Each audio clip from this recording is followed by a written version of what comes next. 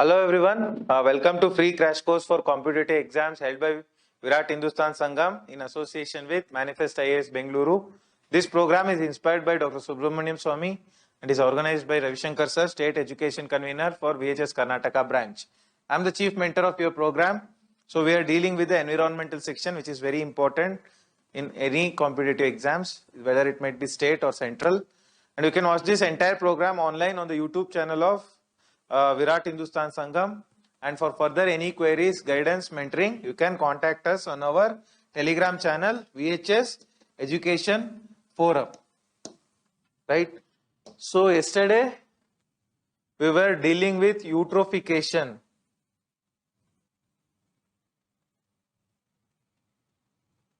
Yes.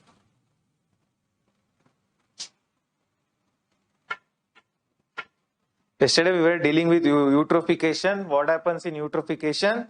So the excess nutrients from the agricultural fields or from any nutrients from the rivers, so excess waste, everything gets into the lake, and the nutrients level in the lake increases and it will become unfit for use, and the oxygen level will decrease. Because of increased nutrition, what happens? The oxygen level is going to decrease. When oxygen level decreases, all the animals are going to die. It will become a dead zone. The entire zone will become a dead zone. So algae and all are going to bloom, because see, these algae and all, they need what? They need food, proper food. So what are the food for those algae? It is the nutrients. When they get the excess nutrients, what they happen? They will be blooming excess food. Just like you eat excess food, you become fat. Just like that, they eat food, they will also become fat. There will be excess algae, and because of which the oxygen level. So these algae, they are going to consume lot of oxygen, and oxygen gets depleted, and all the fishes and everything are going to die. So this is about eutrophication. So eutrophication, the word comes from eutrophia. Eutrophia, it is a Greek word. From there, this word comes. So this in eutrophication, the nutrients can be both artificial nutrition or the natural nutrition. Natural nutrition by the rocks, weathering of rocks, it will give a lot of nutrients, and also from the fertilizers, man-made fertilizers, the nutrition is going to come. So the because of this nutrition, what happens? There will be growth of algae. This algae is going to consume all the this algae, and blue-green algae and bacteria. They are going to consume all the oxygen, and the entire thing will become a dead zone. The entire thing will become a dead zone, right? Okay. So this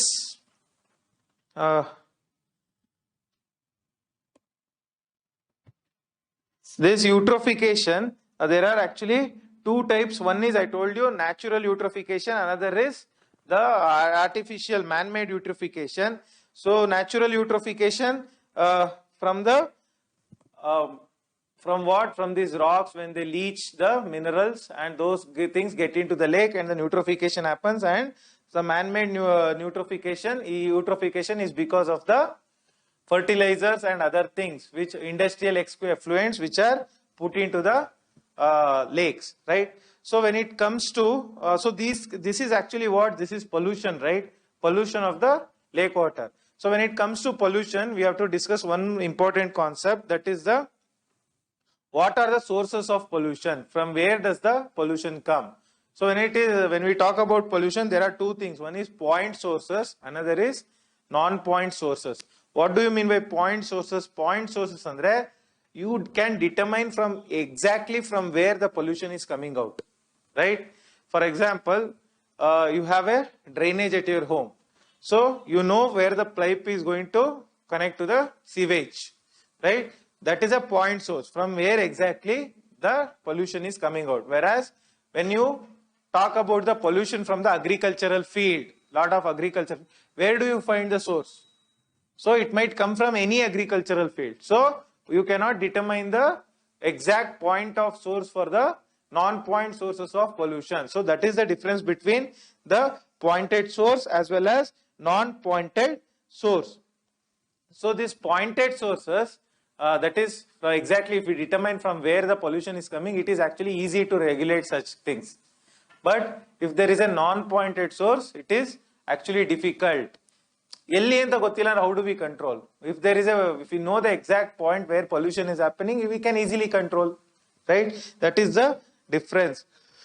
So we have to look at the flow chart of pollution. See, agricultural runoff, untreated sewage. From this, it is transported by the aquatic ecosystem. That is, water and nutrition will accumulate in the lake. It will lead to algae, increase algae bloom. So from that, this entire surface area is covered by the algae, and because of which it will restrict the sunlight. Surface cover agodre, sunlight is not going to penetrate, right? Sunlight will reduce, right? And it will reduce the diffusion of oxygen, dissolved oxygen. See, I told you, at the surface, the oxygen is going to get mixed with the water, right? So when at the surface, if the surface is blocked because of excess nutrition, the oxygen will not go into the lake, not get into the lake. So there won't be any diffused oxygen, right? So when there is no oxygen, what happens? The underground algae and plants, they are going to die, right? So even when they die, what happens? They will be decomposed. When decomposition happens, what is going to happen? The decomposition itself will consume lot of oxygen. When decomposition consumes lot of oxygen, so oxygen is going to reduce further. When it reduces further, it leads to anoxia condition. Anoxia, what do you mean by hypoxia and anoxia? Anoxia, hypoxia. So they are the conditions where there is no oxygen. When there is very less oxygen or no oxygen. So anoxia is when there is no oxygen at all, right? So because of this, all the organisms are going to die, and when they die, the entire aquatic ecosystem is going to end, right? Entire ecosystem is going to end. So what are the effects? What are the effects of the eutrophication? Eutrophication, what will happen? Change in the ecosystem. So that the entire area is going to change. If the entire area is polluted, the entire area, the fishes, the birds, everything, whatever is there in that area, everything is going to change. The trees in that area, everything is going to completely change, right? Then then the next is, there will be new species which are going to invade. What do you mean by new species, Andre? Some species which are not already there in that place, they are going to come to that place, right? So new species are going to invade, and it leads to increased toxicity. Toxicity, Andre, suppose if we consume water from that lake, what will happen? People will die. So even if we consume the fish from that lake which is polluted by excess nutrition, even then people will get diseases, right? Not only that, oxygen level is going to decrease, and their corals, I'll discuss what is a coral. So coral reefs, everything are going to decrease, and see, it affects the navigation. Andre, see, can we travel in a lake which is having excess nutrition? No. So the navigation is also going to decrease. Navigation potential iradilla, and color will also be bad. It will be very dark color, right? So these are the, and also that lake will also look very filthy, very dirty. So these are the bad effects of the eutrophication, right? How do we control the eutrophication? See, when we know that some industry is giving some organic content or nutrition which is going into the lake. So what we should do, we should build a buffer andre godainar katbek. See, the best example is your Bellandur lake. Bellandur lake, it is frothing, right? It is because of eutrophication and other chemical components. So we have to build a barrier, a wall, right? A riparian buffer should be built. Then there should be there should be frequent testing. Our places na frequent test ಮಾಡ್ತಾ ಇರಬೇಕು. Then we should go for geoengineering or bioengineering, under which where we will clean the ecosystem. So there are certain organisms, microorganisms, if you add that to polluted water, the water will be purified. So that can be done. Water recycling can be done. We can increase the number of trees in that area which are going to clean that area, and also we should reduce the use of fertilizers in the surrounding area, right? All these are the effects. All these are the things which we can do in order to reduce the pollution in the lake ecosystem, right? In order to reduce the eutrophication. So this is all about eutrophication. Next, we will look at harmful algal blooms. Harmful algal blooms. So what is the harmful algal bloom?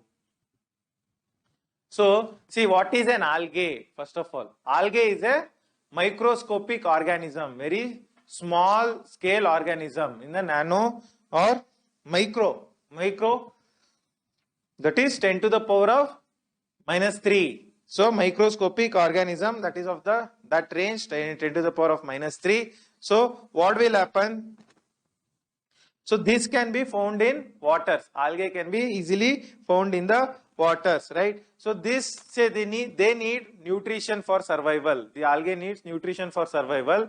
When there is excess nutrition, now what will happen? When there is excess nutrition, these algae are going to bloom. They are going to reproduce like anything. So when algal bloom adag, what will happen if the algae blooms? So that entire area color will change. So some different color will be, the entire water will get into some other color, right? So the general colors are red and brown. Red and brown are the general colors of the algal bloom, right? Okay. Red and brown. So it is also called as red tide. Red tide andre, see, algae bloom agi, the entire water color will become red. So people will think it is because of a tide. Tide andre increase in the level of water. But it is not a tide, but it is a algal bloom, increase in the number of algae in that particular area. I'll show you how a algal bloom looks like.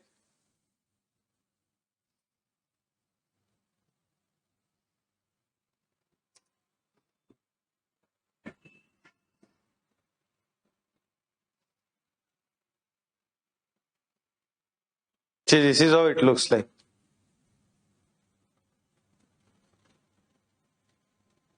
Now see the image. So increase in the number of algae because of excess nutrition, right? So this is how a algal bloom looks like.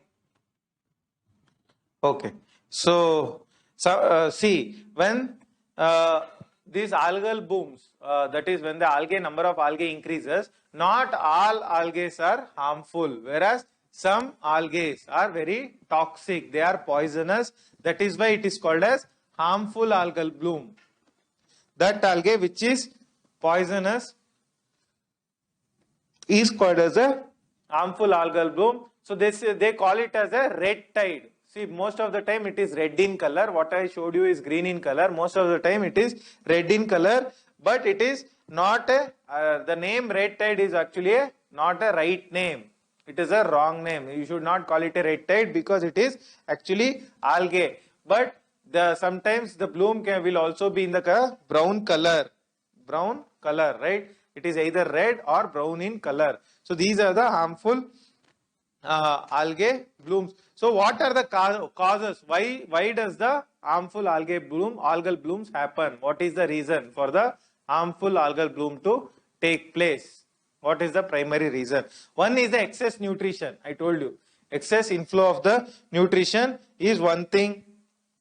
That is the phosphates, nitrogen, all these things increases in the water. What will happen? It will lead to excess bloom. So that is the main reason actually. If you increase the nutrition of the water, the blooms are going to increase, algae are going to multiply, and there will be a lot of algal bloom, harmful algal bloom, right? Okay, so these algal blooms, they occur when there is a warm water, only in the warm water conditions, right? So not very much in the cold water conditions, right? So why these algal blooms are dangerous? See, for first thing is, few of them are very toxic. If we consume those algae, those water, or those water which is infected by the harmful algal blooms, or those fish which is there in the harmful algal bloom region, it is going to cause damage to our system, right? That is one thing. And next, these algal blooms, what they do, they are going to decrease the oxygen. Algae ಜಾಸ್ತಿ ಆಗಿದ ತಕ್ಷಣ oxygen reduce ಆಗ್ಬಿಡುತ್ತೆ ಇದರಲ್ಲಿ water ಅಲ್ಲಿ. So what will happen then, when algae, this oxygen decreases, the fish and other things which are dependent on the dissolved oxygen, all those things are going to die, right? So because of that, because of depletion of oxygen, the things are going to die, animals are going to die, right? So these sometimes these algal blooms also produce excess neurotoxins. Neurotoxins are going to increase. Andre the neurotoxin andre eno, which is bad to the nervous system. So these algal blooms also sometimes give up neurotoxins, right? So these algal blooms, they are also environmental hazard. They are neither good for the environment. Why they are not good for the environment? Because see, because of these algal blooms, lot of the animals are going to die.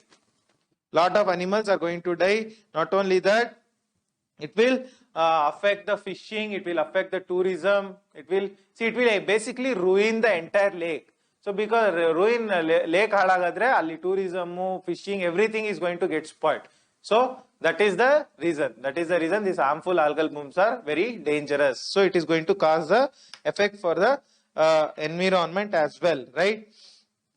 So how humans get affected by the harmful algal blooms andre, see this shellfish irutalla, this shellfish is going to eat the algae, and what we do, we eat this shellfish and we will become ill. In turn, we are going to become ill, right?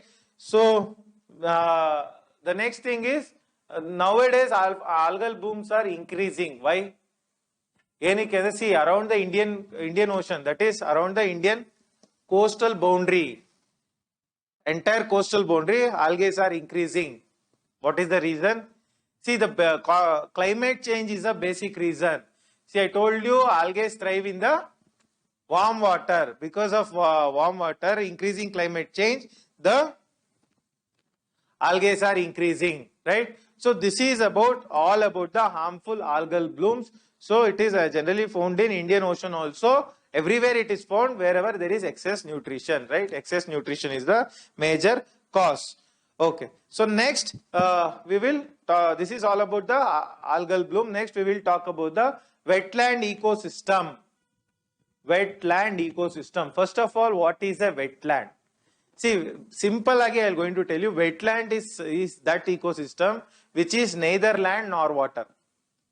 It is a mix of both, right? It is a mix of both, right? It has both water and terrestrial kind of characteristics. Both kind of characteristics it is going to have. I'm going to give the definition. So the actual definition of this wetland enandre, areas of marsh, fen and peatland. That is swampy areas which is neither land nor water, where it is either artificial or permanent or natural, or permanent or temporary, static water or flowing water, fresh water or brackish water. All these things can be true, but at low tide there should be 6 meters of water. Low tide alli, see the actual condition for a place to be classified as a wetland andre, during low tide there should be 6 meters of water. That is the condition for a place to be classified as a wetland, right? So in wetland we have two types of wetland. One is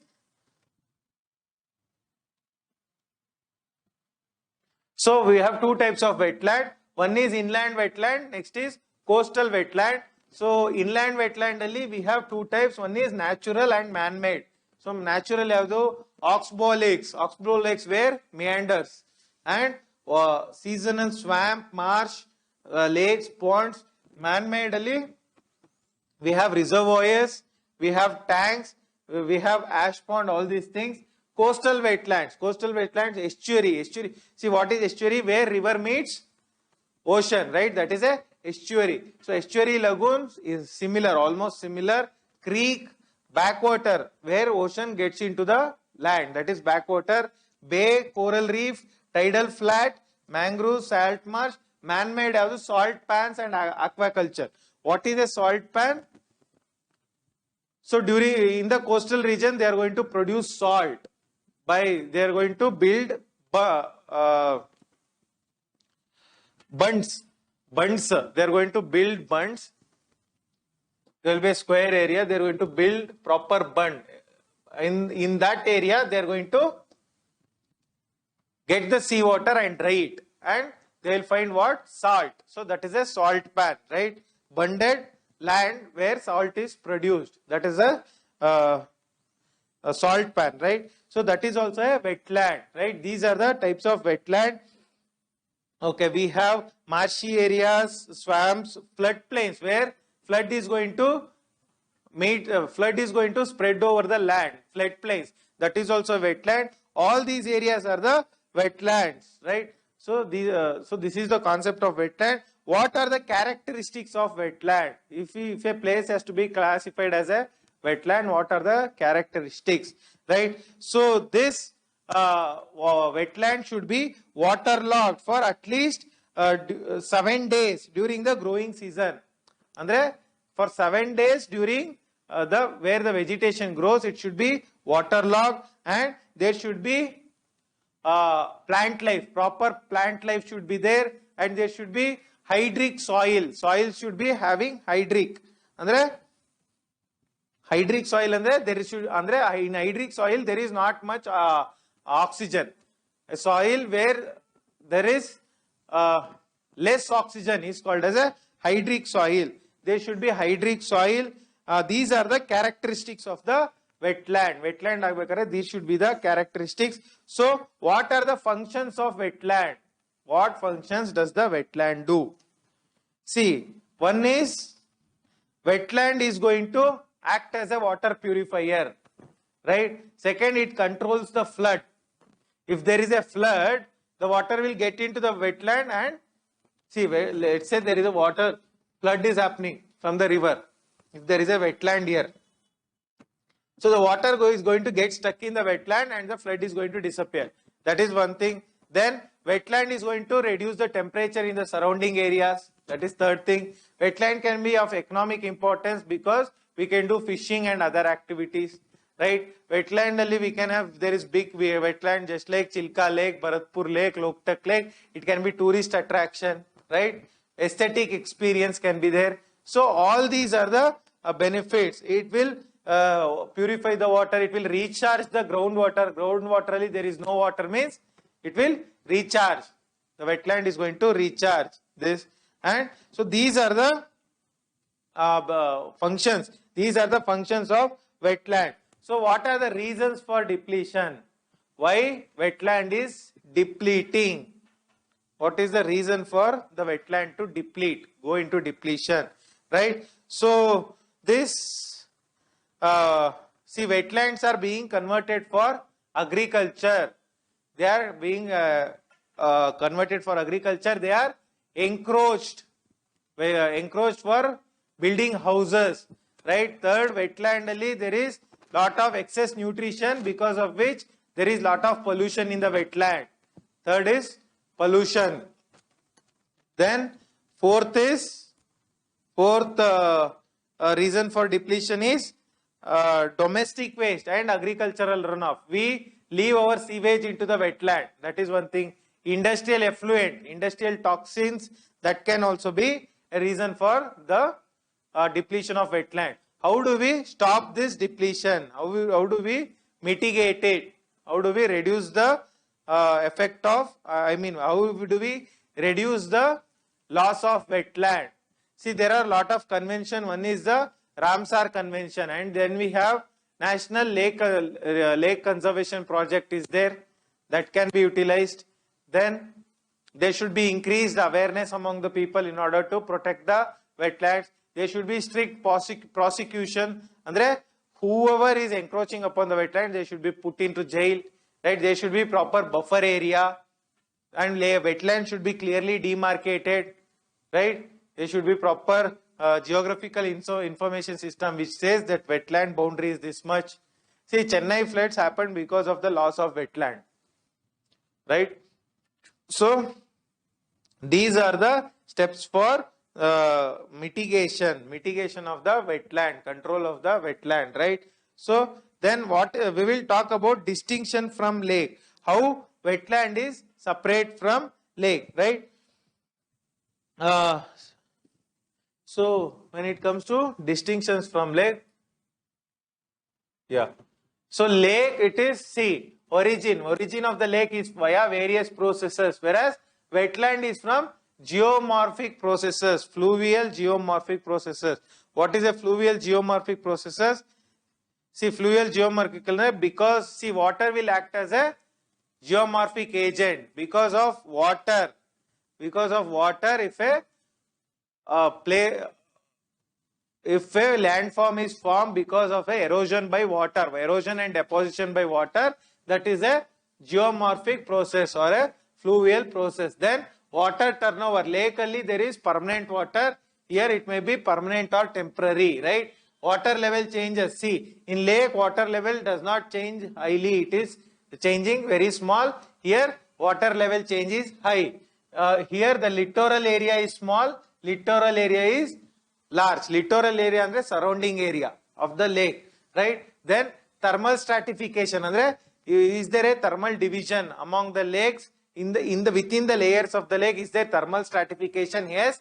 Here it is not there. Vertical mixing, thermally regulated. Andre lake alli the multiple layers of water, how do they mix? Andre by it is thermally regulated by temperature, whereas here vertical mixing, it is wind regulated. Wind andre the layers of the water mix because of wind, right? Dominant producer. So dominant producer in the lake ecosystem is phytoplankton. Phytoplankton, I have told what it is. It's a kind of plant or a living organism within water, right? So that is one thing, dominant producer. Here the dominant producer is macrophytes. Macrophytes in wetland. Then you have food chain. Food chain, it is grazing food chain. Here it is, see, this point is important.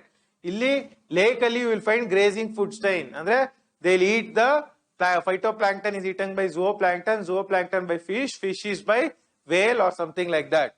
Then here the food chain is detritus. Detritus is decomposition food chain. Then nutrient cycle, here it is microbial loops, dominant. So microbial loops is less here. Here microbial loops is dominant. What is microbial loops? Andre microbes, microorganisms will be high in the wetland. Then productivity is low, productivity is high. Productivity in the amount of output from the, so andre reproduction estaagta ide from in the lake. So here it is less, in the wetlands it is more because there is lot of nutrition available, right? So here it is high. Tropical status, it is oligotrophic. Oligotrophic andre you can see it is clear water, transparent water. It is eutrophic. Eutrophic andre eutrophication, lot of nutrients.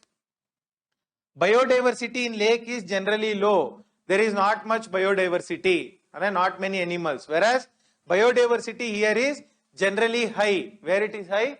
In the wetland. And there are a lot of animals and birds are there, even plants. Then functions, flood control. See, flood control alli wetland important, right?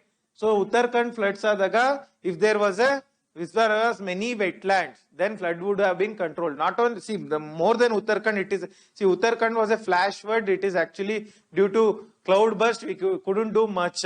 Whereas when it comes to flood in the Chennai, Madras region, so there, if wetland was there, we could have prevented the flood, right? Groundwater recharge, lake alli it is low, whereas groundwater recharge, wetland alli potential is high.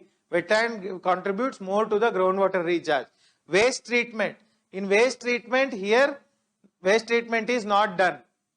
Andre lake is not going to contribute for waste treatment. Here waste treatment will be done. Andre human waste or whatever waste, environmental waste will be treated by the wetland. Then management objectives. So what should be the management objective? Water quality should be managed here. Here biodiversity conservation. See, we have to protect the wetlands because we have to conserve the biodiversity. If we don't conserve the biodiversity, it is difficult, right? It will go extinct, right? Okay. So these are the distinction between the wetlands and lakes. So what is the similarity? So they can supply water, drinking water to humans. That is one similarity.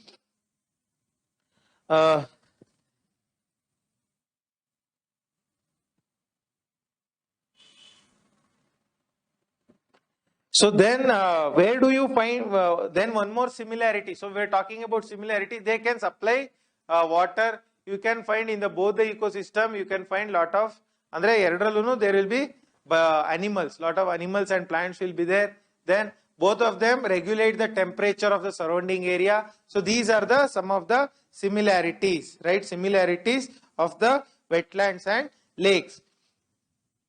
So wetlands are actually more important than lakes. So it's not the lake which is important, it is the wetland which is important, right?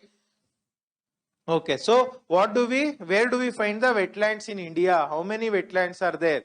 So in Ramsar, I believe it is around 40 now, 49. Okay, earlier it was 34. So Ramsar has presently 49 wetlands, Ramsar sites in India.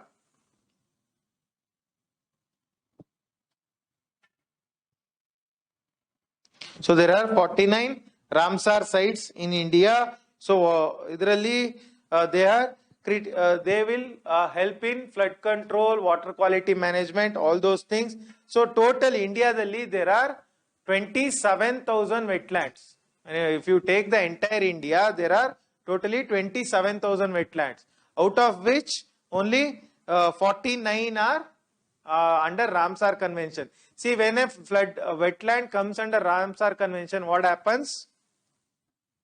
It will get more recognition, more protection by the government, right? So you have this Chilka Lake, Bharatpur Lake, Loktak Lake. After they came under Ramsar only, they got lot of attention for protection, right? So they will get the protection from the government for conservation, right? So the biggest wetlands in India, the biggest wetlands, where do you find? See, 70% of the wetland is your paddy area, where they grow the paddy. So paddy requires flooded water, standing water, right? They are the biggest wetlands in India. They contribute up to 70%, right?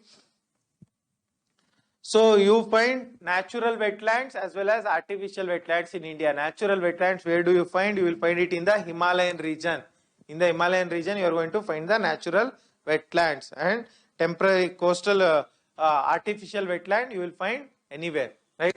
Natural wetlands you will find in Himalayas, you will find in coastal areas and all these things, mangroves everywhere, right? So we have National Wetland Conservation Program. In order to protect the wetlands, we have one program. So this program was launched in 1985-86. It was launched in 1985-86.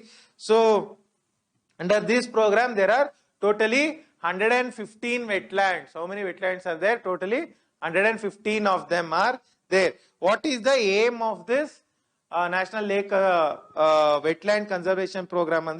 So it is aims to conserve the wetlands for the benefit of humanity. Humanity, they are going to conserve the wetlands. So what are the objectives? What do they do in order to conserve the wetland? One is they bring out lot of policies. Policies to conserve. Wetland conservation policy is given by this National Wetland Conservation Program. Then they give financial assistance. Financial assistance will be given for the conservation of wetland. Not only that, they are going to manage a inventory of wetland. Andre where there are wetlands in India. That entire record will be maintained. Not only that, they are going to coordinate with the state government. See why they will coordinate with the state government? Because land is under state list. So when land is under state list, that is why they will coordinate with the state government in order to protect the wetlands, right? So what is the criteria? Next we will discuss what is the criteria for identification of wetlands of national importance. Alright, if we have to determine a wetland which is very important for our nation, what should be the criteria, right? So we will discuss under Ramsar Convention. If a site has to be declared a Ramsar site, what should be the criteria for a place to be, for a lake or a wetland to be declared a Ramsar site? So first thing is the place should be rare or unique. It should have a rare or unique type of ecosystem, right? A rare or unique type of wetland it should be. That is the first condition. Second condition is based on the ecological communities, based on species and ecological communities. So that place should consist of vulnerable species. If a place, wetland consists of vulnerable, endangered species, so then that place will be called as a wetland, right? So vulnerable species and plants should be there. Then with respect to birds, so the third criteria is with respect to birds, it should consist of more than 20, it should support more than 20,000 birds. 20,000 birds should be there, right? 20,000 or more water birds, right? Then with respect to fish, how do we recognize the wetland? Based on the population of the fish. So some amount of fish should be there, right? Significant proportion of indigenous fish species, andre local fish species should be there. In a particular area, local fish species should be there, right? That is one thing. Then it should be there should be indigenous and local fish species irbeko, and there should be lot of biodiversity and many varieties of fish should be there in that particular place, right? Many varieties of fishes should be there. Okay, so then we will talk about Montrex record. We will talk about Montrex record. See, Montrex record, it is a record under what? It is a record under Ramsar site. It's a record. So what is Montrex record? See, some wetland is undergoing degradation, too much degradation, and it needs immediate protection. When a wetland needs immediate protection, then that particular wetland is comes under the Montrex record, right?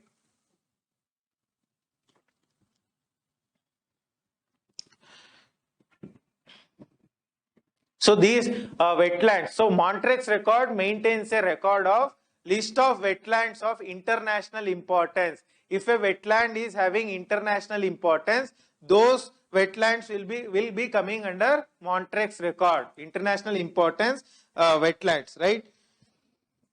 So they are priority wetlands. Andre, see, when a wetland has undergone lot of change, it is undergoing lot of degradation. When it is undergoing lot of degradation, then that will be qualified to be called as a Montrex record wetland. It needs immediate attention, right?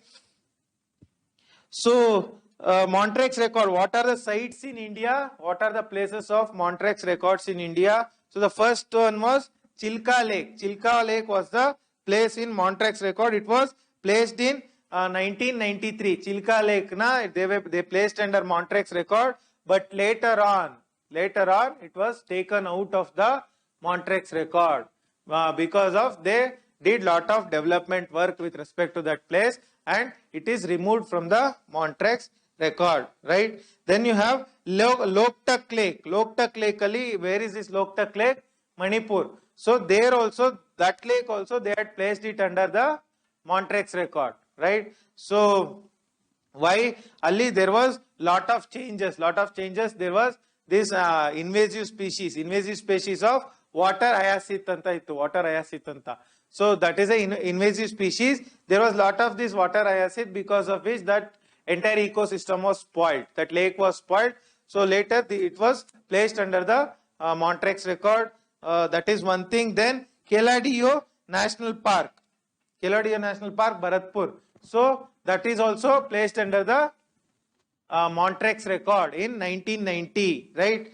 Now we have Keladeo and Loktak. These are the, see, this is Montrex record. It is a sub record under Ramsar Convention, right? So now we have two lakes under Montrex record. One is the Loktak Lake, another is the Keladeo National Park, Keladeo National Park Lake, right? So one fact I would like to give you.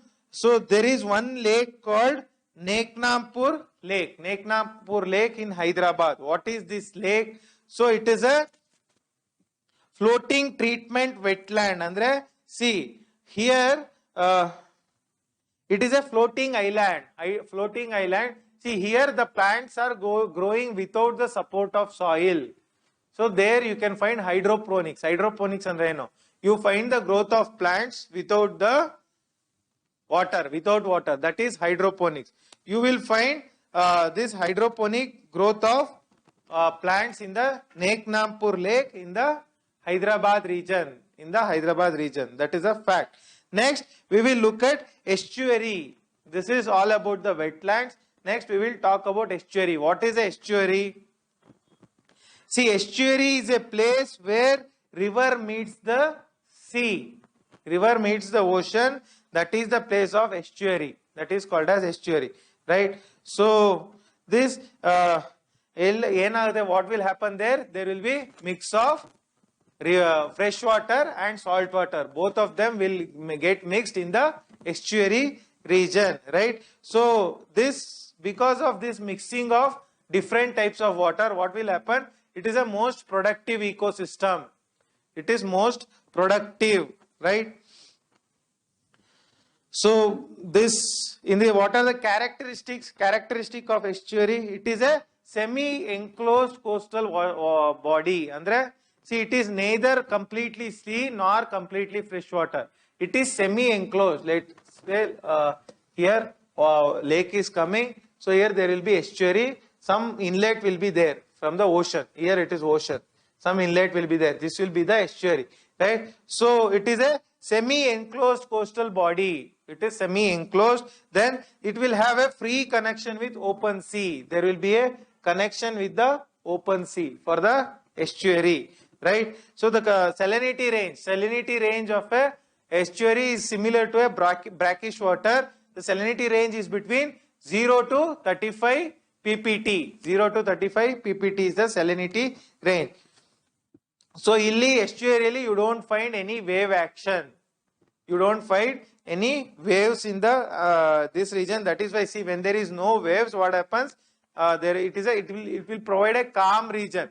So you can carry out fishing. It provides a good breeding ground for fishing and other plants, right? So it provides a good place for productivity, right? Okay. So this is about the estuary formation. So why does the estuary form in first place? Why does the estuary get formed in first place? See, estuaries are formed because of, one is rising sea level. When sea level rises, what happens? It floods the land ecosystem, because of which estuary will be formed. That is first reason. Second, there will be second reason is glacial process. Glacial process andre, when glacier moves into the sea, fords, FJORDS, fords. So then estuaries will be formed, right? You will find that fords in the Norway region, then estuary will be formed. Then tectonic processes andre, uplift of the land or sea. Sea level increase andre, the water will flood into the land, because of which estuaries will be formed. These are the reasons for estuaries to be formed, right? So estuarially, generally there is no connection with the sea, but if there is a small connection with the sea, it is called as a lagoon. That is the difference between estuary and lagoon. Lagoonally there is a small connectivity with the sea, right? So this is the difference, right? So estuaries, they can be classified into many things. They can be classified as lagoons, they can be classified as bays, they can be classified as harbors, inlets, all those things. So bay, you know what is a bay. Bay is, the best example is Bay of Bengal, right? 3 sides land, 1 side water, right? So the bay can also be classified as a estuary, right? So now we find lot of problems with the estuary because lot of waste, industrial waste and other things are getting into the estuary. Estuarially, waste is getting into the estuary, because of which it is getting spoiled. Humans are making the estuary non-manageable, right? So this estuary, why they are important? They will dissolve they will act as a filtration system. They will act as a filter system. Andre, see, this rivers will bring lot of sediments, right? They bring lot of sediments. Those sediments will be filtered by the estuary. Who filters the sediments? Andre, all these sediments, nutrients, everything will be filtered by the estuary, right? So how does a healthy estuary looks like? So healthy estuarially, there will be lot of good plants will be there. So there will be lot of aquatic animals, and it acts as a good filtration system. It filters the water. Good estuary filters the water, right? So what is the water quality in the estuary? Andre, it is neither fresh water nor completely salt water. It is somewhere in between. It is a brackish water, right? What is the benefits of estuary? Estuary what will be the benefits? So we have lot of benefits. First is the environmental benefit. We will benefit from the estuary in the environmental sector. The first thing is water quality regulation and groundwater recharge. See, because water will be there in the estuary, the groundwater will get recharged. That is the first benefit. Next you have biological productivity. Andre, there will be increased biodiversity because of estuary. Then you have recreational values. Andre, that place can be used for tourism or other things, right? That is one value. Then fishing, it can be used for fishing, right? Navigation, that place can be used for traveling in the boat or ship. I don't think they can come into the estuary because there won't be much depth, right? Ships cannot come. So, but it can be used for navigation, inland navigation. They can be used, right? So, what is the Indian estuarine ecosystem? Andre, India dalli how is the estuary system? How it is there in India? So, in India we have 14 major, 44 medium and 162 minor rivers which drain into the ocean. At all these places you are going to find estuaries. So estuaries, see, generally you will find the estuaries on the east coast. You won't find much estuary on the west coast. Why? Because west coast there is no formation of delta. Deltas won't be formed on the west coast. They were actually formed mostly on the east coast. That is why you will find most of the estuaries on the east coast, right? East coast you will find the estuaries. So all these rivers, all these major, minor and medium rivers, you will find the estuaries, right? So most estuaries occur in the Bay of Bengal region. As I already told you, they occur in the Bay of Bengal region. So what is the issue of Indian estuarian ecosystem? Andre, what are the problems? One is water flow. Water flow andre, see, in this estuary either there will be too much water flow or too less water flow. That is the first problem of estuary. Then Then the thing is pollution of the estuary.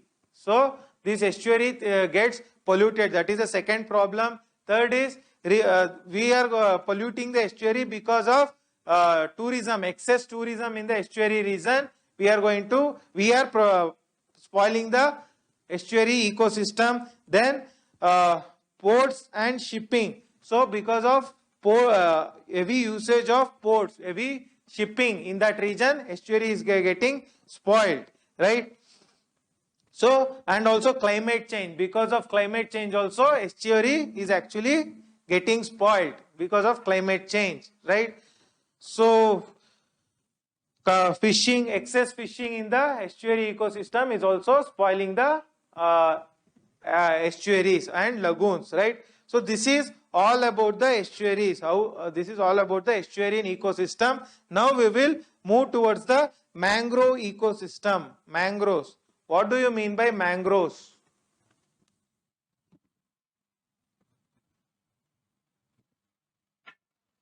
So mangroves are that species which grow in the saline water ecosystem, right? So India, which is the biggest mangrove ecosystem in the world? Sundarbans. Second one, Bhitarkanika in Odisha, right? So mangrove ecosystem, they are actually found in the tropical and subtropical regions. They are actually found in the tropical and subtropical area. So they are called as littoral plants. Littoral andre at the where the sea and land meets. That is where you are going to find the mangroves, right? So they are salt water tolerant species. They tolerate the salt. So how does a mangrove look like?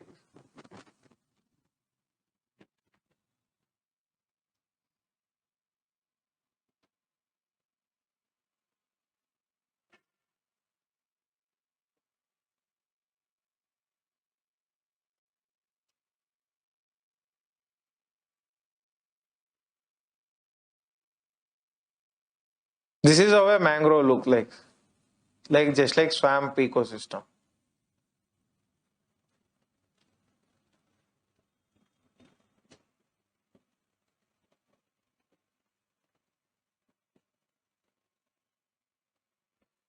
This is a mangrove forest, right? I think this is Pichavaram. So Pichavaram in Tamil Nadu, that is also having mangrove ecosystem. So what are the characteristics of mangrove ecosystem? Mangrove ecosystem ali what will be the characteristic, right? So they are evergreen plants. Evergreen plants, all the time they will be green. They won't go dry, right? They are evergreen land plants. They are growing on land. So it is a mix of land and water both. In that junction, they are going to grow, right? So where do they get nutrition from? They get nutrition from the what water? From the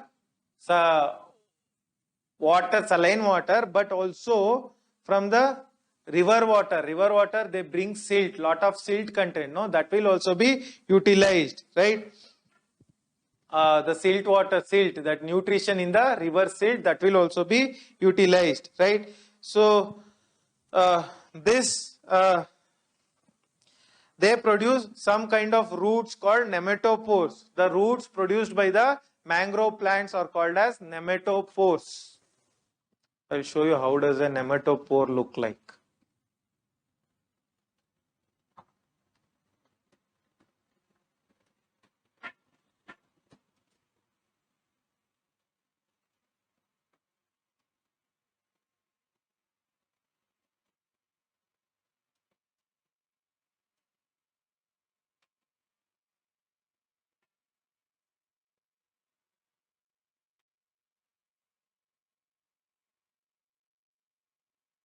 So this is a nematopore root. Can you see the roots here?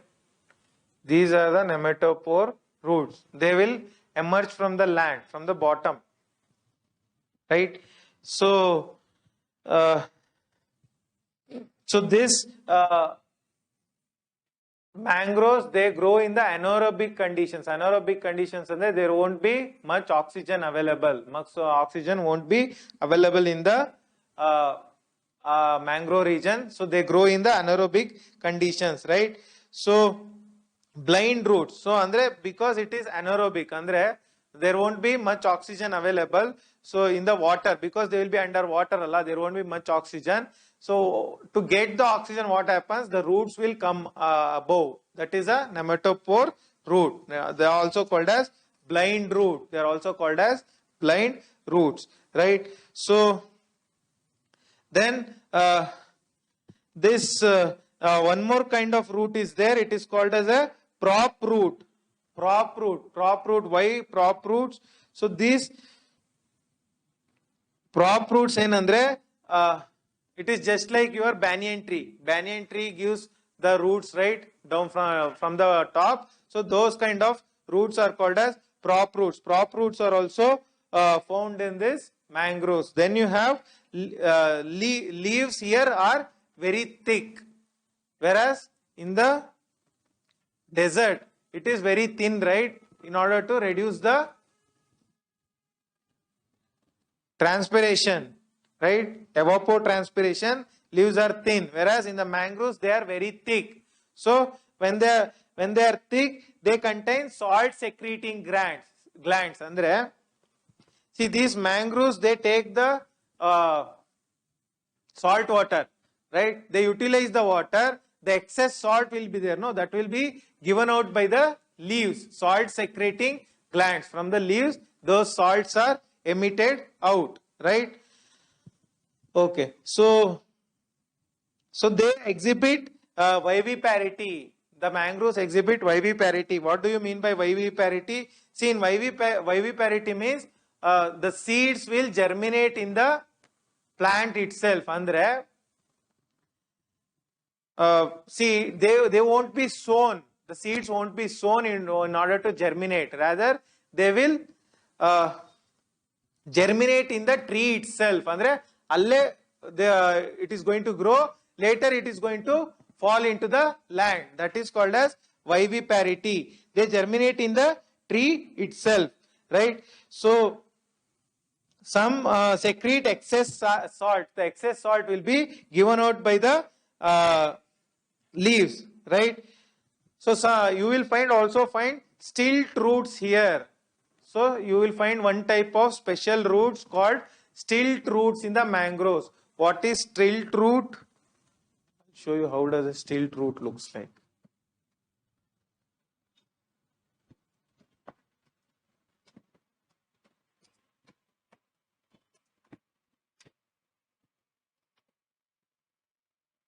So this is a stilt root.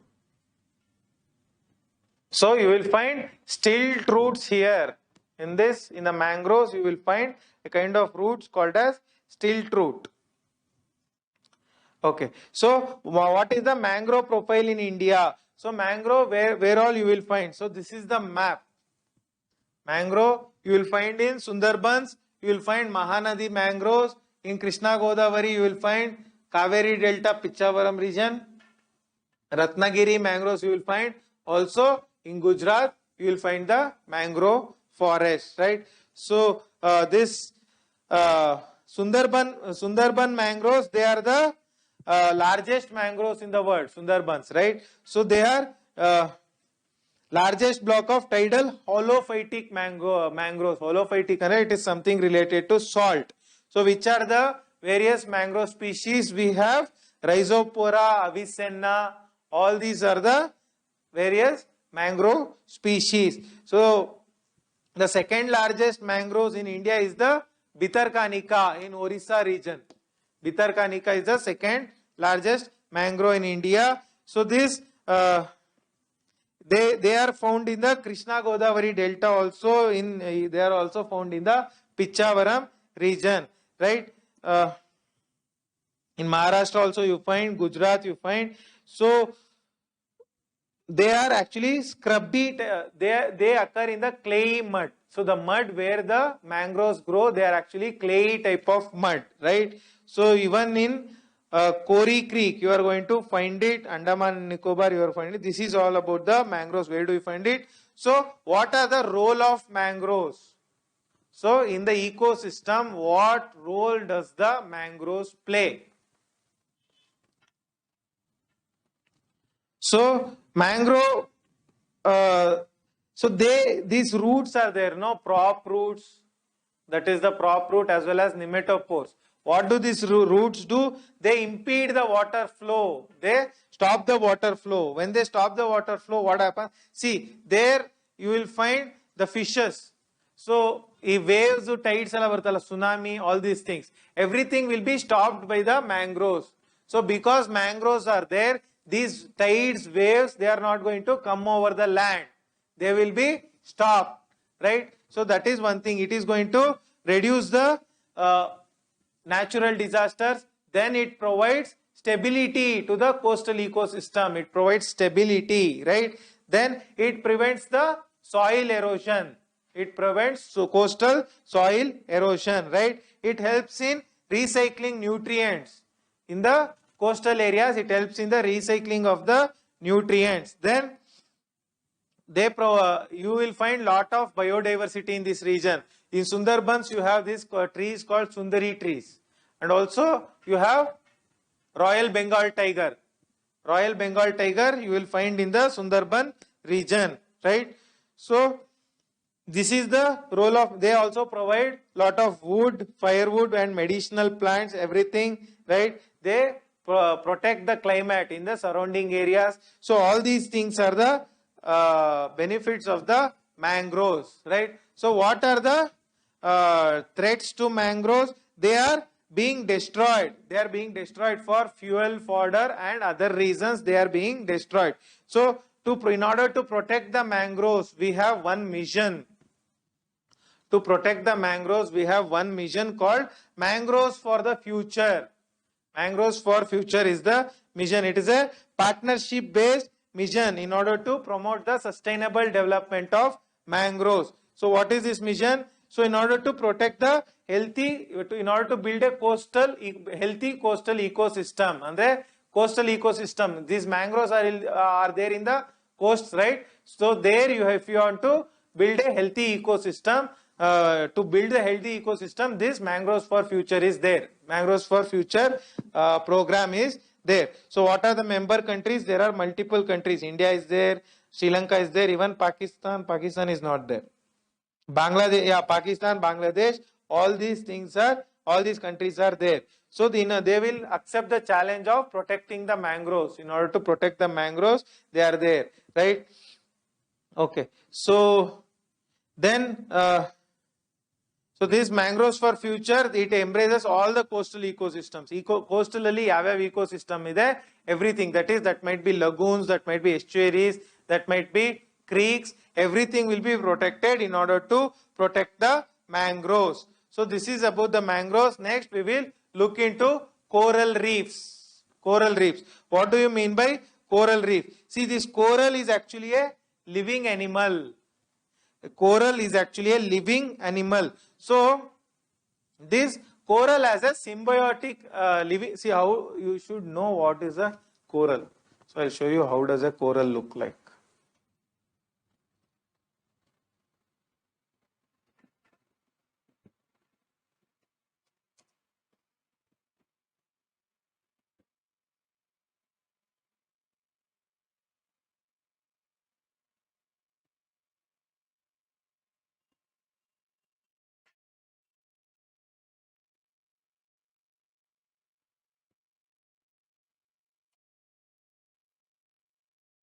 See, all these are corals.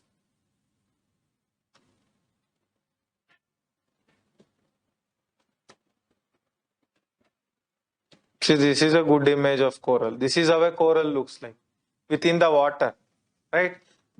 So, this corals, see, it is a living animal. It is in symbiotic relationship with the algae called zooxanthellae. Andre, see, this coral is having a proper skeleton. Over that skeleton, you have this vegetation or this plant or algae called zooxanthellae. So ಏನಾಗುತ್ತೆ, what is this zooxanthellae? I'll show you. See, you are coral skeleton, I'll show you, then I'll show you zooxanthellae, then it will be helpful.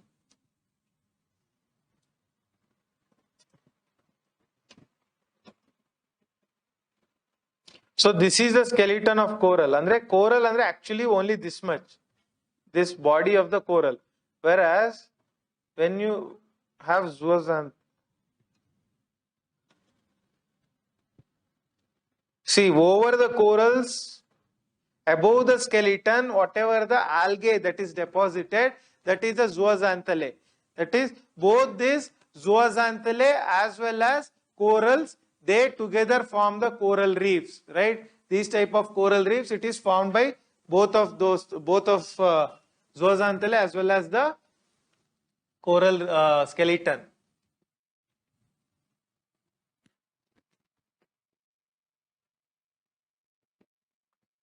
See, you have here on this small plants are there, no? Those are zooxanthellae. But internally, whatever the skeleton is there, that is the coral skeleton, right? Both these things form the coral reefs. So this, what does this zooxanthellae do? Zooxanthellae actually, they carry out photosynthesis. They carry out photosynthesis and provide food, energy for the coral skeleton. It is going to provide energy. What does this coral skeleton do? It provides the bodily support. Andre, it will be the skeleton over which the zooxanthellae is living. Andre, it is a symbiotic relationship. Andre, zooxanthellae, this coral skeleton will give the body to go and settle. Right? There will be stability. The zooxanthellae has a proper body. Whereas this zooxanthellae gives the food to the coral skeleton. So both of them are benefited. It's a symbiotic relationship. Symbiotic andre, you benefit from me and I benefit from you. That is a symbiotic relationship, right? Zooxanthellae and coral skeletons are having this. So these coral skeletons are generally having white color. They have white color. If there is a deposition of zooxanthellae, then it will get into some other color, right? Then there will be, so whatever the color of the zooxanthellae, that color the coral is going to take up, right? So the skeleton of the coral is called as coral polyp. The skeleton is called as coral polyp, right?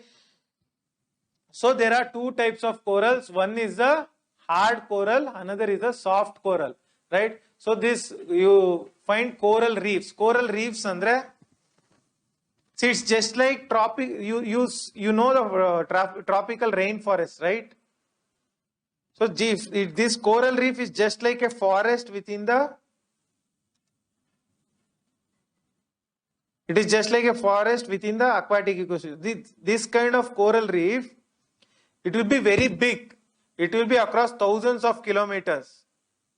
Right, like this kind of vegetation or living organism, you will find across thousands of kilometers. That is a coral reef, right? Coral reef. So only this reef building is only done by hard coral. Soft coral is not going to build the reef. That is very, very important. Okay, so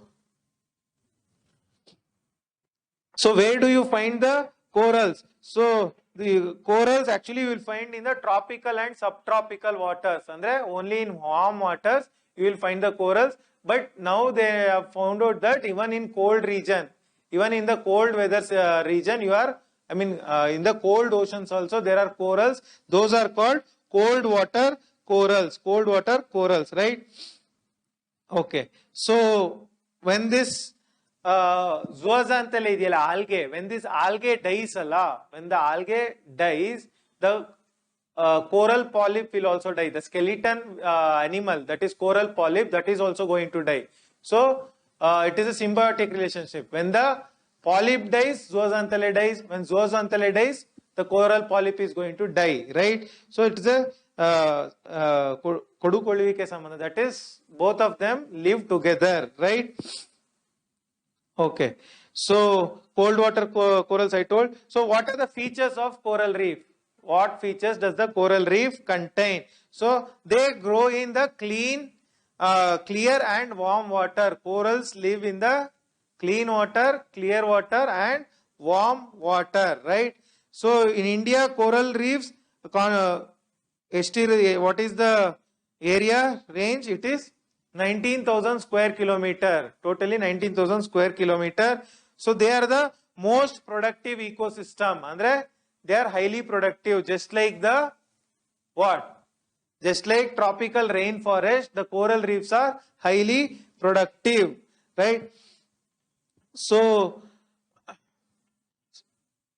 they are generally they grow slowly. They don't grow fast. They are actually growing very slowly, right?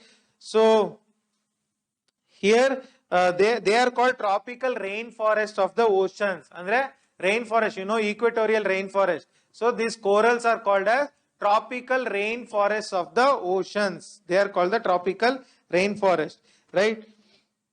Okay, classification. How do we classify the corals? So corals are classified depending on their location. So we have fringing coral, patch coral, barrier coral and atoll coral. 4 types of corals we have. What is a fringing coral? Fringing reef. See, when there is a land and from that land the coral reef extends, that is a fringing coral. So I'll show you what is a fringing coral.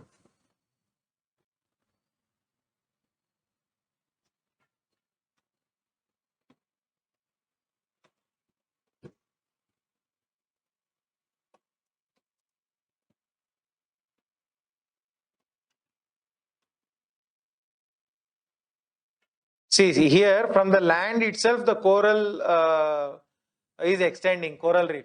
That is a fringing coral. Fringing coral is they extend from the land, right? So you will find this kind of fringing coral. Where do you find? You will find it in the Andaman region. Then you have patch coral. Patch coral, and they will be in the form of different patches, discontinuous patches. Where do you find this patch coral? You will find it in the Gulf of Mannar region. Gulf of Mannar and Gulf of Kutch.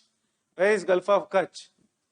Gujarat. Gulf of Mannar and Gulf of Kutch region. You are going to find this kind of corals. Then you have barrier reefs. Barrier reefs, andre, see, around just some distance from the oceans, you will find the barrier reefs.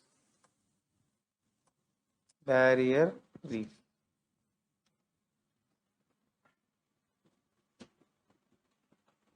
This image is better. So here you have corals. See, these are the corals. They act as barrier for the water to enter into land. So this is a barrier coral. Barrier coral. Third type of coral is the barrier reef, right? Then you have atolls. What is atoll? They are circular. So corals which will be in the sea in the form of circular or semicircular. I have told atoll in the geography, in physical geography, they are submerged island. Islands which are submerged are called as atoll. So only some part of the islands are popping up in the circular form. In the middle there will be deep, around there will be island. So those are atolls, right? So atolls, they are circular or semicircular reefs. This atoll will be having circular form, right? Then you have, so where do you find these atolls? You will find it in the Lakshadweep region. Lakshadweep region you will find the atolls, right? So what are the functions of the coral reefs? So see, just like the mangroves, they are also going to protect us from tsunami and all other kind of natural disasters. They will protect us from tsunami and other kind of natural disasters. So they capture the nutrients. So nutrients bought by the rivers.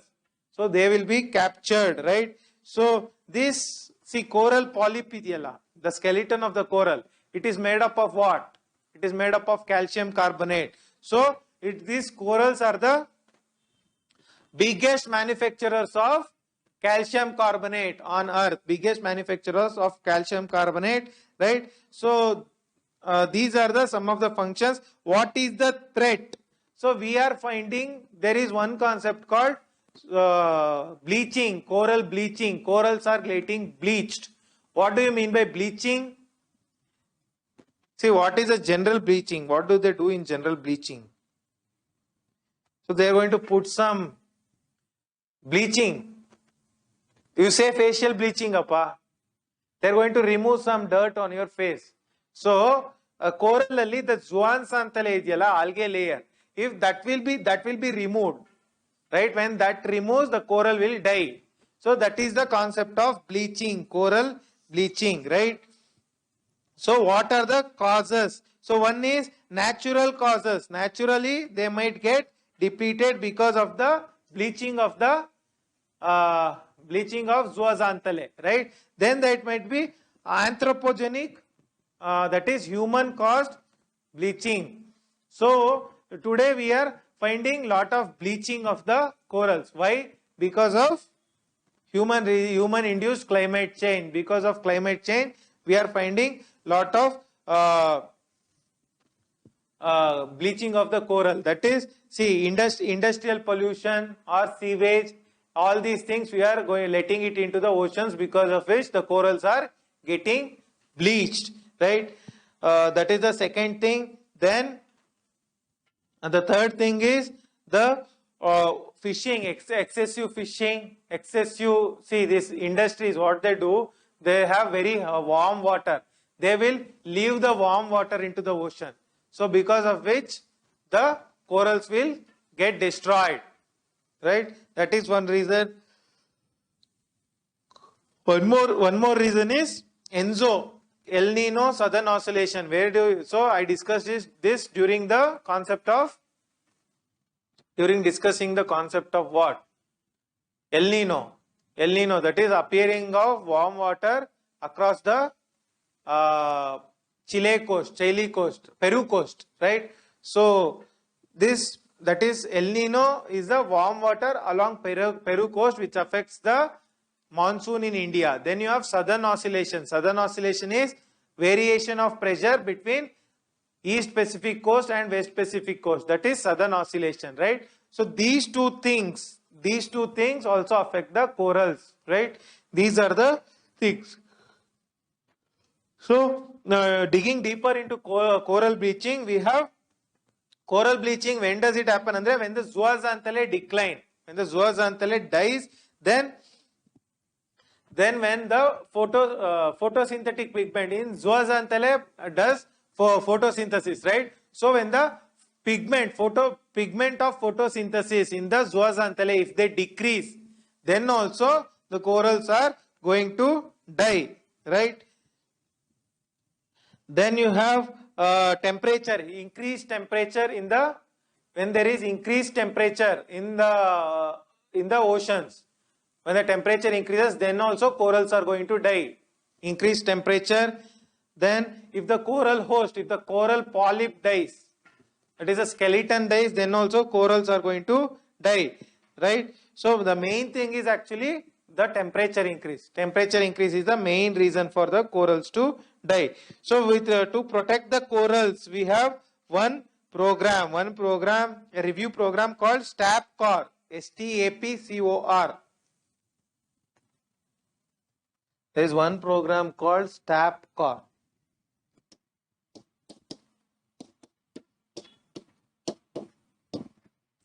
So what is this STAPCOR?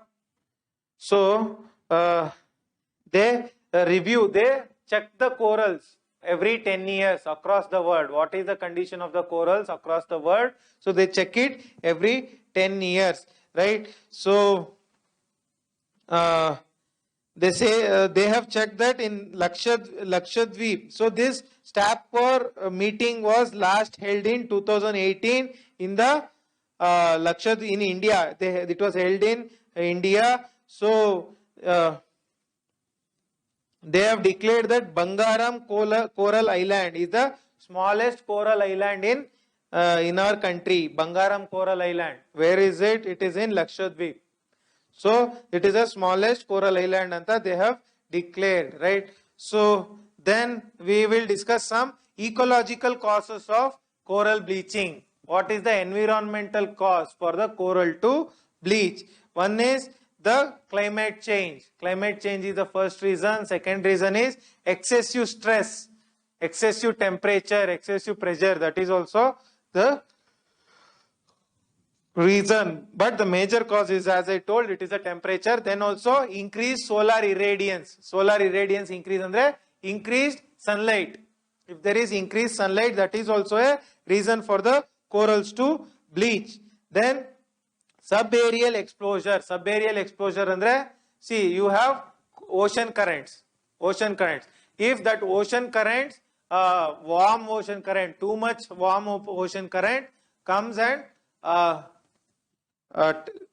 comes to the region of corals. So then also corals are going to breach, right? Subaerial exposure, that is the ocean currents. Then sedimentation. So too much sediments are bought by the rivers. Too much sediments are bought by the rivers. So then also corals are going to breach. Then freshwater dilution. Andre, see, corals need some amount of nutrients, right? So those nutrients are found in this ocean water only. But if you put excess fresh water into the corals are going to die, right? So freshwater dilution. Then inorganic nutrients. Inorganic nutrients, it is just like eutrophication. So all these nutrients from the agricultural field, industries, they are going to get accumulated in the coral region and the corals are going to die. Then xenobiotics. Xenobiotics andre chemicals. So various chemicals concentration increases in the coral region, then also these corals are going to die. Then epizootics. Epizootics, pathogens andre various types of bacteria, virus, they will also cause the corals to die. So these are the reasons for corals to die, right? So to protect the corals, we have Global Coral Reef R&D accelerator platform. Global R&D, what is it? Global Coral Reef R&D accelerator program. And there is one program in order to protect the coral reefs. So what the next we will discuss government measures to protect mangrove forest and coral reefs. What are the measures of the government to protect the mangrove forest and coral reefs? So the first measure is government has notified the coastal regulation zone. Coastal regulation zone notification. When was this coastal regulation zone notification brought out? It was brought in 2011. 2011 coastal regulation zone notification. Then you have island protection zone notification. Island protection zone. So what does they mean? So they're talking just about the protection of coastal area. To protect the coastal area, coastal zone protection, coastal protection zone, island protection zone. Island protection and protecting the island. So allenandre up to 100 meters you are not up to 100 meters no building is no construction activities permitted. From 100 to 200 meters only fishing or other activities is permitted. Up to 500 meters no roads, no houses will be constructed. From the high tide line, all these things are included in the coastal protection zone, island protection zone rules, right? That one thing they have brought in, right? Then they have brought in this concept of ecological sensitive area. Andre certain areas are classified as ecologically sensitive. Ecologically, certain areas are considered to be sensitive, right? That one thing is also there. Then there is one financial program called BioFin. BioFin, Biological Finance Initiative, Biodiversity Finance Initiative, BioFin. That is also there. Then you have Wildlife Protection Act. So these coral reefs, mangroves are protected under Wildlife Protection Act. Wildlife Protection Act, Schedule 1 of the Wildlife Protection Act. Then you have national parks, sanctuaries, and biosphere reserves. Biosphere reserves, natural national parks and wildlife sanctuaries under which coral reefs are protected. That is one thing. Then you have one more thing called Wildlife Crime Control Bureau. Wildlife Crime Control Bureau, it is also working towards protecting the mangroves and corals. So how, you might ask, how does the Wildlife Crime Control Bureau work towards protecting the corals? See, certain corals are precious. So if they are, so certain marine organisms like tortoise, if the tortoise and some special organisms, they are being smuggled, then this organization, Wildlife Crime Control Bureau, it is going to coordinate, stop the crime, Wildlife Crime Control Bureau. Then we will talk about the last chapter, last concept of this chapter, COMAPS, Coastal Mapping System, Coastal Ocean Monitoring and Prediction System, COMAPS, COMAPS, COMAPS.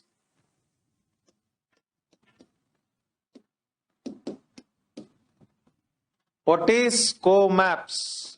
Coastal Ocean Monitoring and Prediction System. So it is, when is this COMAPS started? It was started in 1991.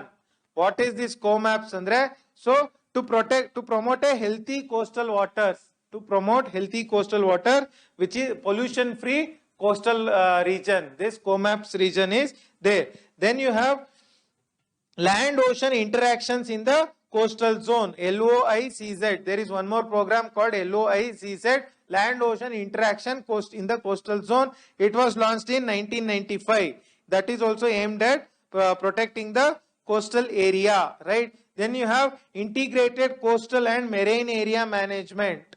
So that brought in 1998. That also speaks about protection of the coastal area. Then you have lot of institutions, certain institutions, organizations in order to protect the coastal area.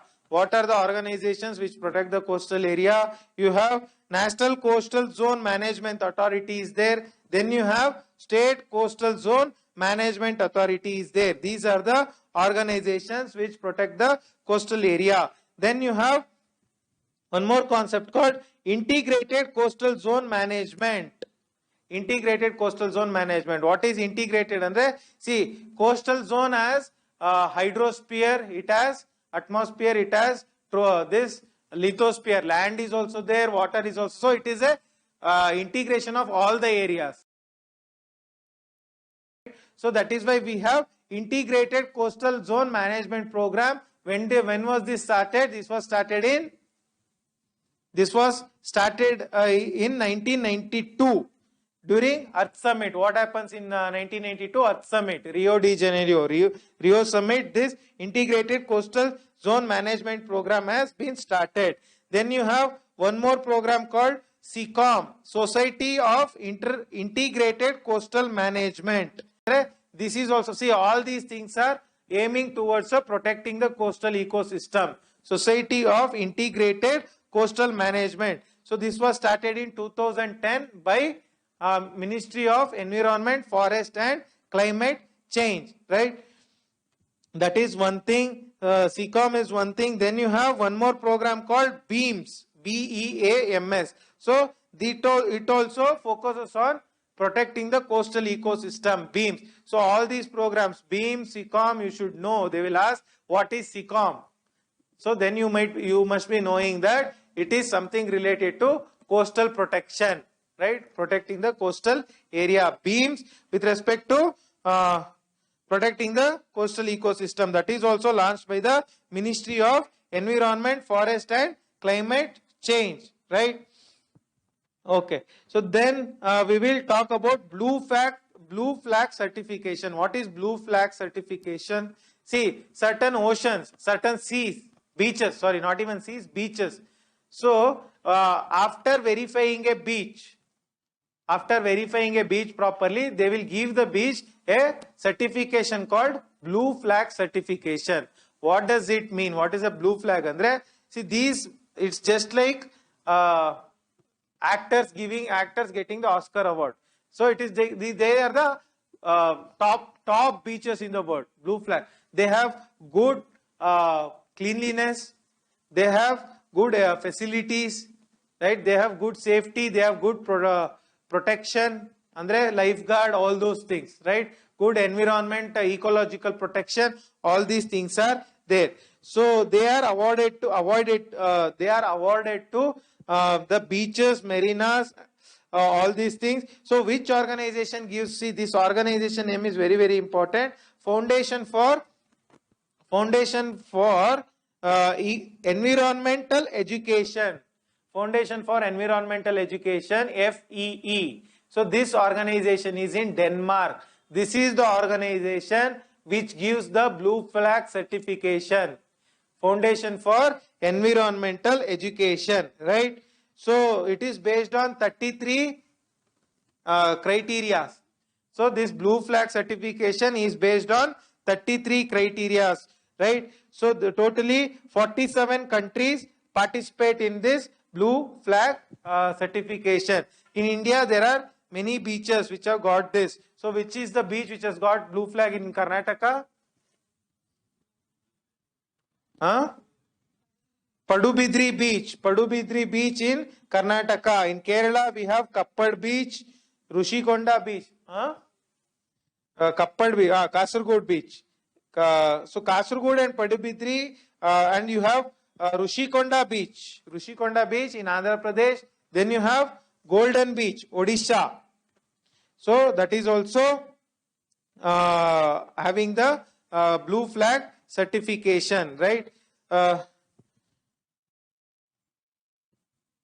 So what are the minimum facilities that should be there in the blue flag certified places? Andre, there should be good toilet facilities, grey water treatment plant, there should be purified drinking water, CCTV surveillance, first aid station, safety watchtower, parking facility. All these things should be there in a blue flag certified area. Then next we will talk about Ganga Action Plan. So when was this Ganga Action Plan launched? So this Ganga Action Plan was launched in 1986. Ganga Action Plan was launched in 1986. Why? In order to protect the Ganga River, in order to reduce the pollution and increase the protection and cleanliness of the Ganga River. This Ganga Action Plan was launched. 14th January 1986 was is the date when this Ganga Action Plan was launched, right? So this, after this Ganga Action Plan in 2009, government introduced Mission Clean Ganga. So all these are the programs to protect the Ganga River. Mission Clean Ganga was introduced in 2009, right? Next you have, so this Mission Clean Ganga, they have earmarked 15,000 crore, right? Then you have this National Ganga River Basin Authority. So that also works towards the protecting the Ganga River. So who is the chairman of NGRBA? It is the Prime Minister. National Ganga River Basin Authority, it is the Prime Minister who is the chairman. So recent program with respect to protection of Ganga River is Namami Gange program. Namami Gange program is the recent program. It is an integrated Ganga conservation program. That is, you conserve the Ganga in an integrated fashion. That is the integrated Ganga conservation program. It is, so they apart from the 15,000 crore, additional 100 crores have been allocated under Namami Gange program. 100 crore rupees for what? For development of ghats and also ghats. Ghats andre, so not the ghat in the Western Ghats, but in the along the Ganga, they call this places where the religious places as ghats. They perform all these pujas and all those things in the ghats, right? There are many ghats in Varanasi. There are many ghats across the Ganga River, right? Okay, so for the ghat protection, they have given some 100 crores. See, before this Namami Gange program, these ghats were, so I'll show you the image of a ghat across the Ganga River, because you would have seen, but it's difficult for me to explain. So I'll show you. Ghats on Ganga. Ghats in Varanasi. So this is a ghat. These kind of places are called ghats, right? So these kind of places are called ghats across the Ganga River. right? So, Ghat beautification and river purification is being taken up by the Namami Gange program, right? Okay. So, riverfront development, all these things are taken. So, what are the programs under Namami Gange? What are the different programs? So, the first program is Nirmal Dara. The first program is Nirmal Dara. What is Nirmal Dara? So, in order to have a clean water, clean Ganga river water is the Nirmal Dara. So it ensures, so in order to have clean Ganga water, what should be there? There should be municipal water treatment. So municipal waste should be treated. See what happens, they leave this municipal waste directly into the Ganga. So it gets polluted. So municipal sewage should be treated, right? That is the first thing. So, who is coordinating this Nirmal Dara? It is being coordinated by Ministry of Urban Development. Ministry of Urban Development is coordinating this. So, they are building sewage infrastructure. Andre, to clean the sewage before letting the water into Ganga, they are building the sewage infrastructure, right? So, okay. So, this is about Nirmal Dara. So, with respect to municipal sewage management, then you have Nirmal Dara component 2. Under component 2, we have, see, Nirmal Dara component 1, it focuses on municipal areas, that is cities. So in cities, whatever the wastewater is there, that has to be cleaned. That is Nirmal Dara component 1. Then you have Nirmal Dara component 2, under which they are focusing on rural areas. Rural area sewage treatment. So, which ministry is undertaking this? It is Ministry of Drinking Water and Sanitation. So, municipal area, it is Ministry of Urban Development, whereas the rural area, it is Ministry of Drinking Water and Sanitation. Then you have one more component called as the, see what they are doing under rural component, zero defecation, andre zero open defecation. So all of them should use the toilets. That is the component under Nirmal Dara rural area. Then you have Nirmal Dara industrial component. So industrial component, what they are doing to they are cleaning the water which is coming from the industry. That is zero liquid discharge. Liquid discharge. Andre river, these industries are leaving hot water into the river. So that liquid should be stopped, right? So liquid should be stopped from getting into the water. That is one policy. Then you have rationalized water tariff. Andre reuse of water. Andre increase the water charge for industry so that they reuse the water rather than just spoiling the water. That is under Nirmal Dara industrial component. Then you have one more component called Aviral Dara. Aviral Dara. What is Aviral Dara? Aviral Dara is, see, Nirmal Dara clean water. Aviral Dara is continuous water. So non-stop water should be flowing under Aviral Dara, right? So this, under this, they are enforcing river regulatory zones.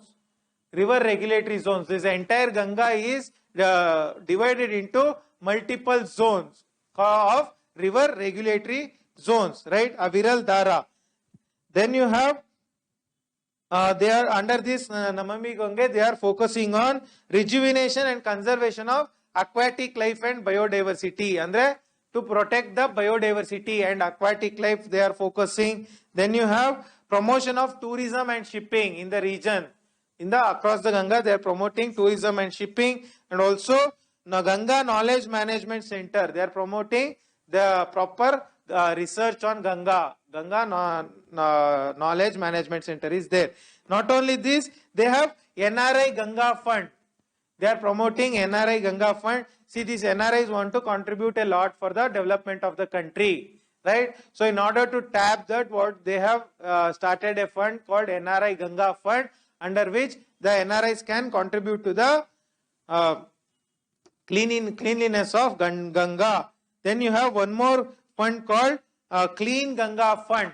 Clean Ganga Fund. These fund names are very, very important. See, what is Clean Ganga Fund? For this fund, they can both the Indian citizens and as well as NRIs, PIOs. What is PIO? Person of Indian origin. NRI, non-residential Indian. All these people can contribute to the Clean Ganga Fund.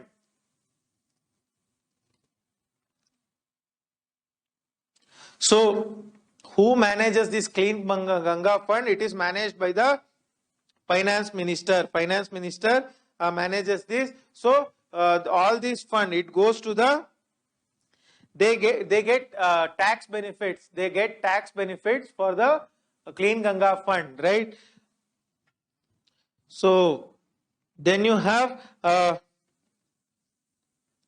if you give contribute to the Clean Ganga Fund, you will get tax benefits, and you need not pay any tax. So under what article do we pay tax?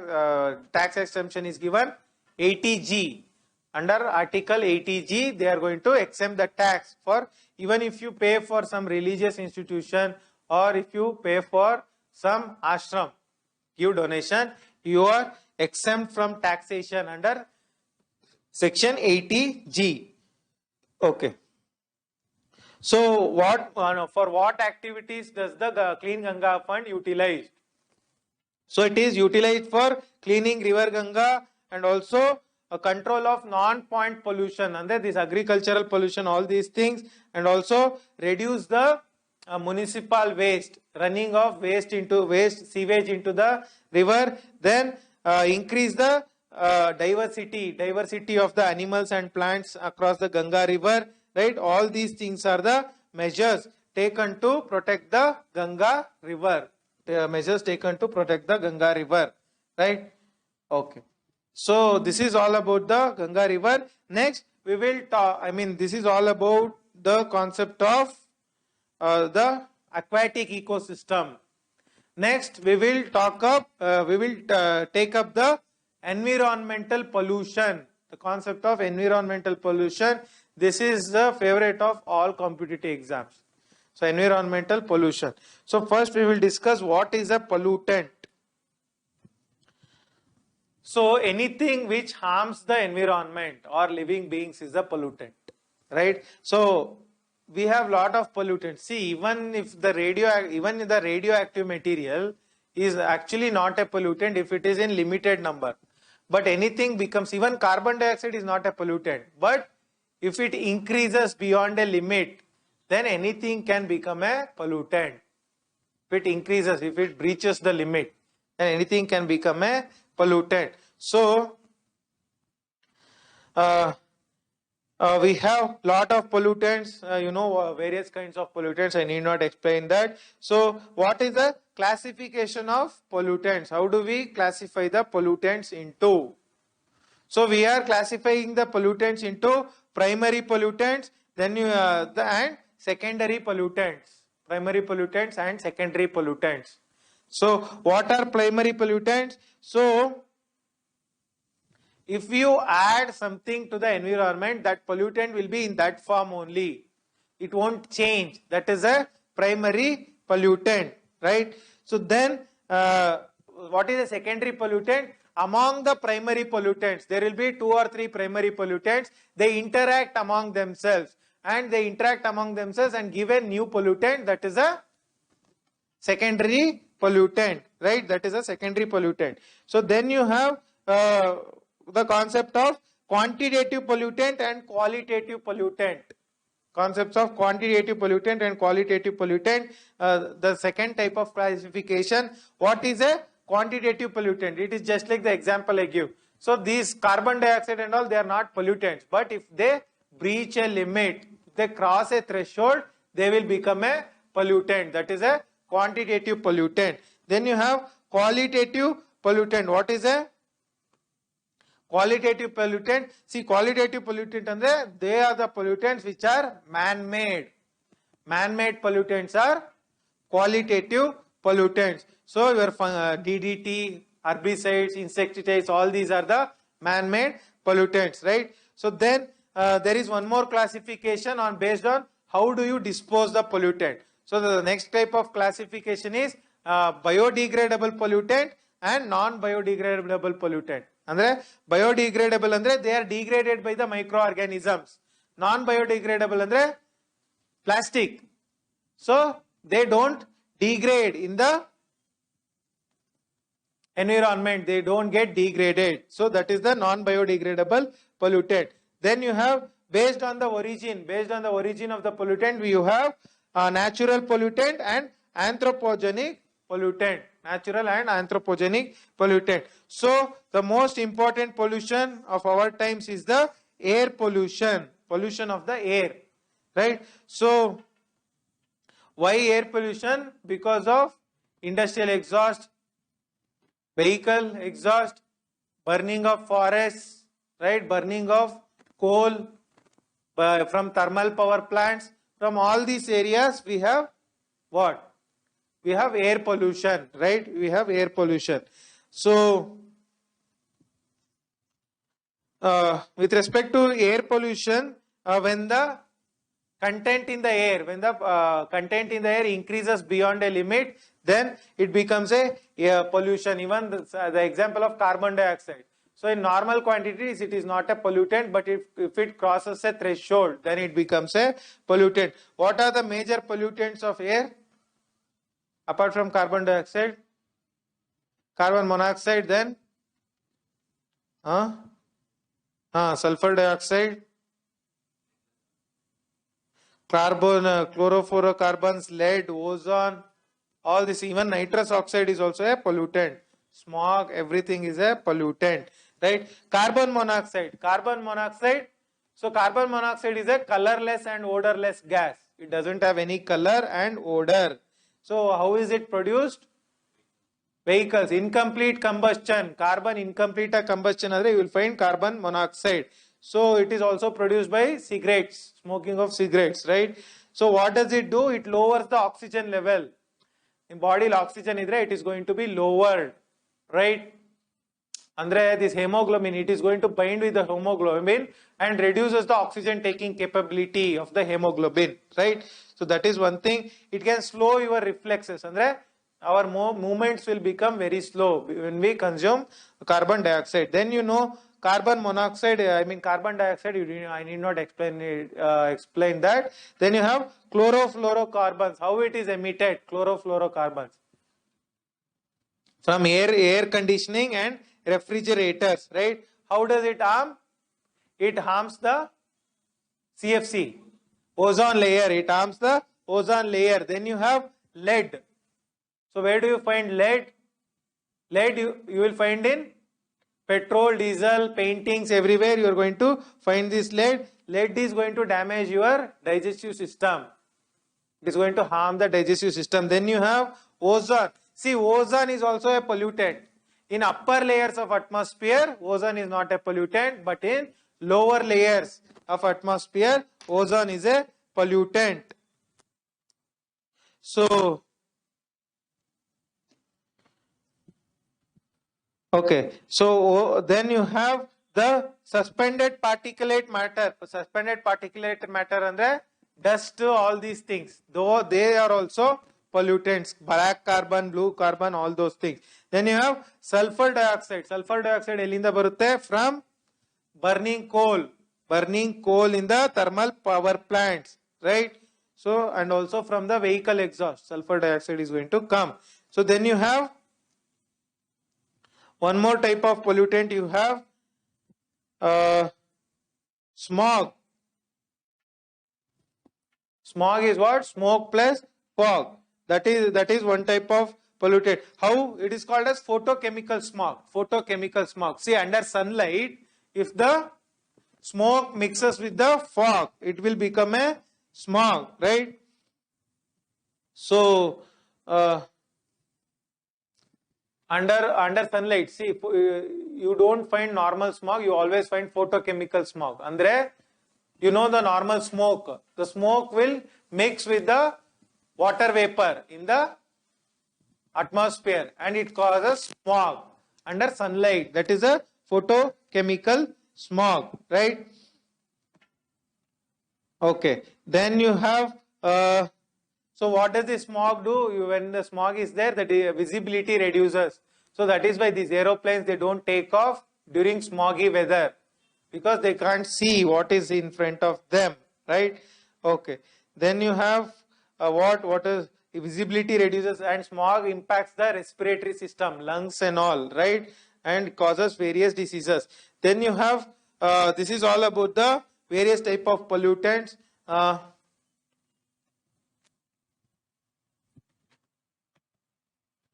Okay. Then you have indoor various types of pollution. Indoor air pollution. Indoor air pollution. So what is indoor air pollution? See, the biggest indoor air pollution is, see, earlier it was from the cooking. So they used to do this cooking from the wood, right? So that was the indoor air pollution. Now you have volatile compounds from the paint. So from the paint, volatile compounds are going to come. They are going to enter the system. They are going to cause the pollution, indoor air pollution, right? Okay. So you have rural. So indoor air pollution, what is the main cause in the rural areas? It is the firewood, burning of firewood in the houses. That is the main cause of pollution, right? Then you have urban area. In urban area, you have what? Reduced ventilation. So everywhere there is no ventilation. We are stuck in rooms. So that is the reason for pollution in the urban areas, right? So then you have paints. Paints used to paint the wall paints. That will also lead to indoor air pollution. And then also the chemical products, pesticides, and also chemical products, and also the beautifying components, beautifying products. So they are also household care products, the phenol, all these things you use, they are also going to give rise to indoor air pollution. So what are the types of pollutants? What are the types of pollutants? You have volatile organic compounds. Volatile andre, they are not stable. They will vapor. They will get vaporized. So what are the organic components? So you have furniture, air fresheners, and also furniture polish, perfumes. All these things are volatile organic components. They are indoor pollutants. Then you have tobacco. Tobacco is one more type of pollutant. Then you have biological pollutant. Biological pollutant yavyadu? This virus, fungi, parasites, right? Pathogens, they are biological pollutants. Then you have formaldehyde. Formaldehyde that is one type of pollutant. Formaldehyde, where will it be? So in carpet making, you will find the formaldehyde in the carpets, right? Then you have radon. Radon is one more type of pollutant. Then you have asbestos. Asbestos is one more type of pollutant. And pesticides, right? Pesticides is one more type of pollutant. Okay, so we will end the class here, and tomorrow take up some more parts of pollution, water pollution, noise pollution, and various types of pollution. Pollution is very, very important when it comes to your exam. So you need to know the in and out of various types of pollution, right? So we'll discuss that. So any doubts, you can contact us on our Telegram channel, VHS Education Forum. We'll be happy to help you. Please make good use of classes, and please take care of your health. And any queries, you can always reach us out. We'll meet tomorrow. Please take care of your health. Jai Hind. Namaste.